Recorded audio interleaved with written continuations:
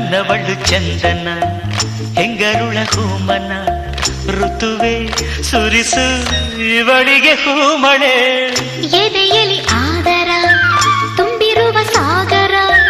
ನನ್ನ ದೊರೆಯ ಹೃದಯ ನಿವಾಸಿನ ಅರೆರೆ ನುಡಿದೆ ಕವನ ನುಡಿಸೋ ಕವಿಗೆ ನಮನ ಮಹಾಮೇಘಗಳೇ ಅಸ್ತು ದೈವಗಳೇ ಇಂಥ ಆಂತರ್ಯದ ಸೌಂದರ್ಯದ ಸೊಬಗು